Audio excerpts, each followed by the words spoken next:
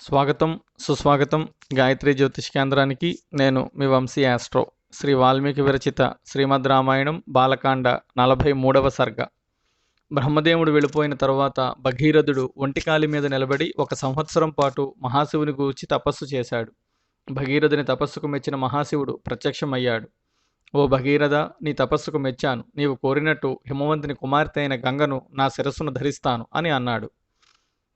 అప్పుడు దేవలోకంలో ప్రవహించు గంగానది మహావేగంతో భూమి మీదకు దూకింది. ఆ ప్రవాహాన్ని శివుడు తన శిరస్సు అడ్డుపెట్టి ఆపాడు. గంగకు కోపం వచ్చింది. ఏమి, నా ప్రవాహ వేగాన్ని శివుడు ఆపగలడా? నేను ఆ మహాశివునితో సహా పాతాళం ప్రవేశిస్తాను అని మనసులో అనుకుంది గంగ. గంగ ఆలోచనను గ్రహించాడు శివుడు. మహాశివుడు తన శిరస్సు మీద పడ్డ గంగను తన శిరస్సు మీద ఉన్న జటాజూటములో బంధించాడు. గంగాదేవి ఎంత ప్రయత్నించినను ఆ జటాజూటములో నుండి బయటకు రాలేకపోయింది. ఆకాశం నుండి బయలుదేరిన గంగ భూమి మీదకి దిగి రాలేదు. కారణం తెలియక భగీరథుడు వ్యాకుల పడ్డాడు. మరలా ఈశ్వరుని గూర్చి తపస్సు చేశాడు. భగీరథుని తపస్సుకు సంతోషించిన మహాశివుడు గంగను బిందు సరోవర ప్రాంతంలో భూమి మీద విడిచిపెట్టాడు. శివుని జటాజూటంలో నుండి విడివడిన గంగ తీవ్రమైన వేగంతో భూమి మీదకి 7 ప్రవాహములుగా ప్రవహించింది. ఆ 7 ప్రవాహాలలో హ్లాదిని, పావని, నళిని అనే 3 నదులు తూర్పు దిక్కుగా ప్రవహించాయి.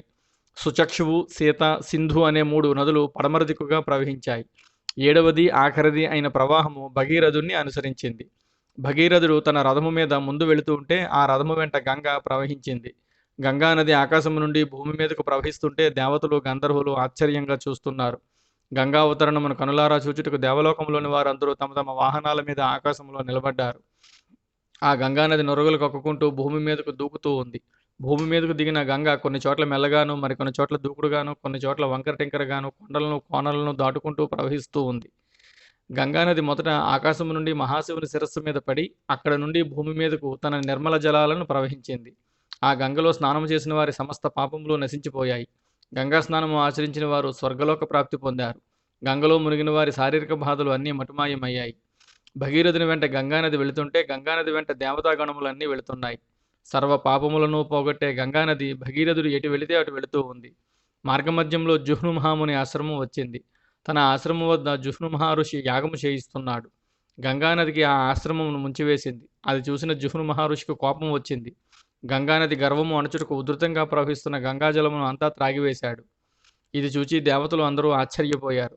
భగీరథుడు, దేవతాగణములు అందరూ జుహ్ను మహర్షిని పూజించి గంగను విడువమని వేడుకొన్నారు. వారి పూజలకు సంతసించిన జుహ్నువు తన చెవుల నుండి గంగా ప్రవాహంను విడిచిపెట్టాడు. అప్పటి నుండి గంగానదికి జాహ్నవి, జుహ్నుసుత అనే పేర్లు వచ్చాయి. గంగానది మరలా భగీరథుని అనుసరించి ప్రవహించసాగింది. సగరపుత్రులకు మోక్షము కలిగించడానికి భగీరథుడు గంగను పాతాళమునికి తీసుకొని వెళ్ళాడు.